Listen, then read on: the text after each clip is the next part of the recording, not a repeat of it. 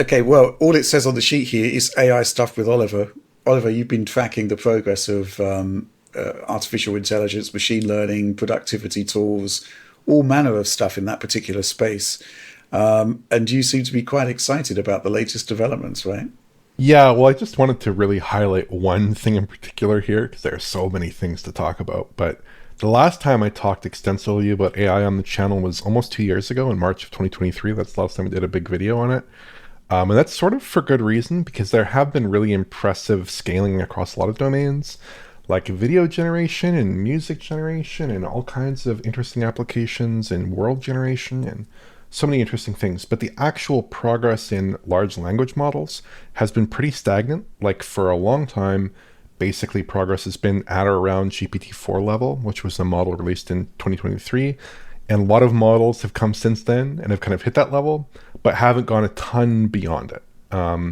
There are elements of these models that are getting better all the time, like better integrations with web search, better integrations with inline images, but the underlying capabilities in the models, there's no big step change. It's been very gradual and very slow.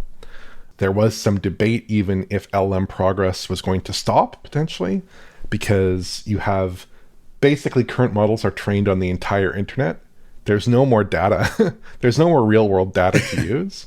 And that scaling was just dropping off a cliff in these newer model trainings. Like what they expected from GPT-3 onwards is that this curve will never reach zero and we'll keep getting these improvements in error rate and keep getting those improvements. But that apparently has not been occurring. So basically, OpenAI has figured out a new way to scale models that's very interesting. So basically, what they do with this O1 model that they released very recently, the full O1 model, as well as the O3 model they've previewed, the models basically work through a kind of chain of thought process where basically they break a problem down into smaller parts, which ends up enhancing performance in math and science benchmarks quite a bit. It's kind of similar in approach and kind of thought pattern to recursive prompting, where basically the model just prompts itself over and over and over with new prompting styles, or perhaps you could do that manually. This has led to like incredible scaling apparently. GPT-03 is like demolishing all kinds of math and science benchmarks, scoring incredibly well on code forces, which is a competitive programming benchmark, and scoring human level performance in ArcAGI, which is a really advanced AI test that is kind of the flavor of very easy for humans, potentially relatively easy for humans, very hard for AI. It does come with incredible costs though, because instead of scaling up that pre-training process, you're now scaling up inference. And that creates some problems, right? Because inference, that's deployment, that's real world use. All of a sudden, we've gone from these AI models that are extremely lightweight to extremely intensive. So to clear that ArcAGI benchmark, with the most advanced version of the model, it took about $1.6 million over Oh my God. 10,000 GPUs. With the less intense version of the model, it was still about $10,000, I think, and it scored a result that was, substantially lower. I think the key thing here to me is that scaling is continuing after some period of scaling not really continuing to the extent that a lot of people had expected. And the key thing is also you can train more basic versions of these reasoning models on the outputs of more advanced versions, basically distilling their performance into more lightweight forms.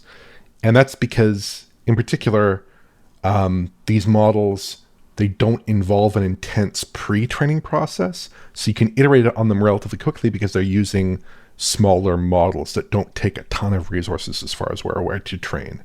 So if that kind of progress continues, along with the development of agents, which are sort of hard to define, but basically autonomous LLM agents working on various problems, that's pretty incredible. That's a lot to think about. It's certainly very complicated in terms of whether it's all for good or all for naught or whatever. There are a lot of very complicated feelings on that people tend to have, which is totally understandable.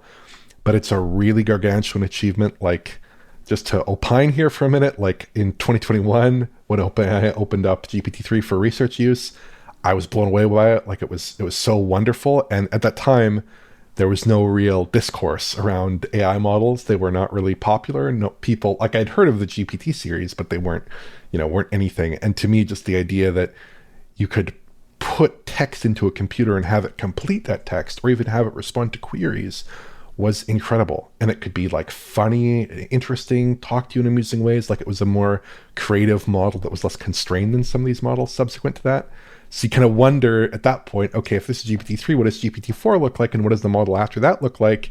And now basically think we've seen GPT-4 and then what comes after now 3 years later. And we have a basic model paradigm that appears to continue to scale, and people saying that it continues to scale in their own testing with more advanced models. And the implications are kind of extraordinary. It's kind of like looking at the sun to me. You can't really think about it for too long, or else your brain will get spun out into different places. But personally, I think it's like very compelling. And we can talk about other AI advancements, of course, but like to me, the essential thing is like we've finally seen progress across LLMs, and we're finally getting that improvement that I think people wanted to see for a long time, and that has enormous implications for a lot of fields. Basically, they've run out of data to train from, so they're basically training from answers that it's asking itself, via questions that it's asking itself. This is kind of mind-boggling. Yeah, so basically, this is sort of conceptually related to some earlier experiments where people were basically getting better outputs from GPT when they basically asked GPT to think through its reasoning in kind of subsequent prompts and try to think step by step. Like here, it's really that step-by-step reasoning process that they've baked into the model that is an iterative, kind of predictable reasoning process that isn't self-prompting, but is sort of conceptually somewhat similar. That's getting you these results. Like, I'm sure it's obviously a lot more complex than that. OpenAI is not talking about it in very much detail. It's quite proprietary, so I don't think we have all the details that we'd probably like to have. Other researchers are trying to work it out at the moment. Basically, it is just scaling up that inference process in a way that we didn't know could happen necessarily, or that it would work. But it does seem to work, and that's hugely compelling. Now, $1.6 million to solve a simple logic puzzle, a series of logic puzzles, probably not worth it. But I think that these costs will go down very quickly. It's very interesting, very compelling. Cool. Alex, any thoughts? Yeah, I'm always just thinking about like the at scale. I was recently thinking about this, like when we saw those, NVIDIA based demos, or even there's been other companies that have shown off demos of game actors and kind of responding or changing their responses or being more reactive while connected to cloud servers running these things. And I've always wondered, like, how do we achieve this at scale for games in a way that is reasonable? And I would assume similar questions are being asked here based upon this paradigm shift.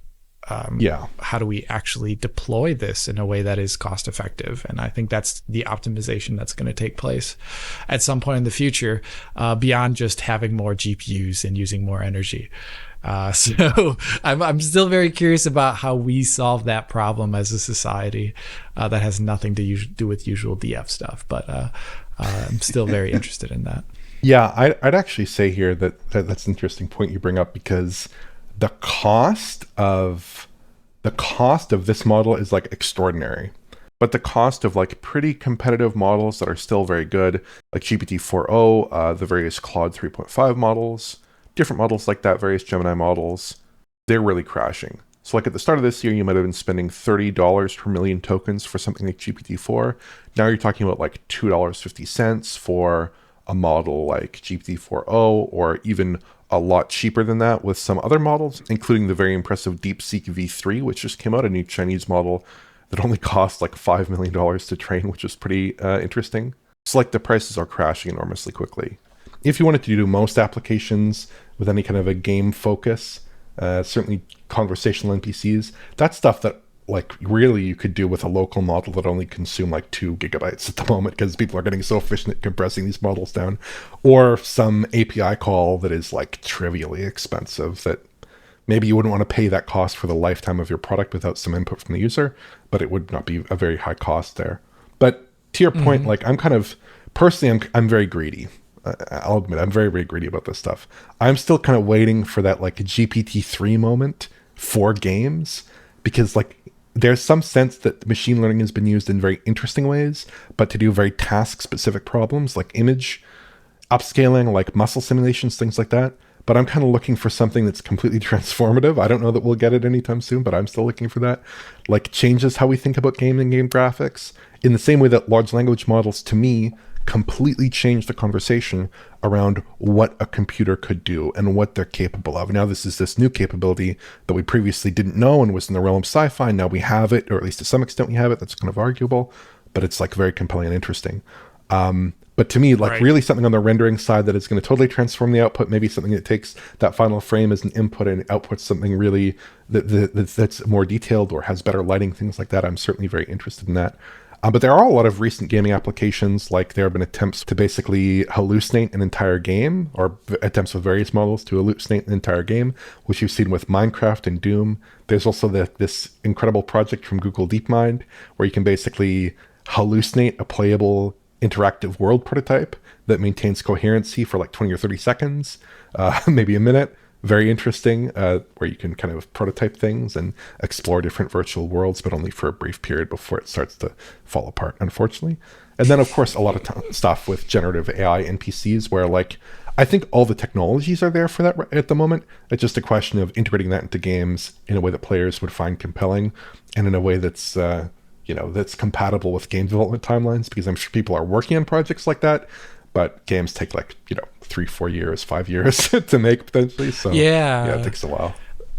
Like when we saw those tech demos, like they're proof of concepts of the entire idea of games that will have been started their development at some point in time, nowish earlier, and we won't see the fruits of that, let alone in a way that is integrated deeply into the gameplay. Like that, obviously that's the entire point of that demo, but making an entire compelling experience about that, where it isn't just a bullet point on the back of the box, but it's actually the reason to sell the game in the first place. I feel like that is a huge challenge, and we'll see it maybe, I hope, soon enough. Yeah.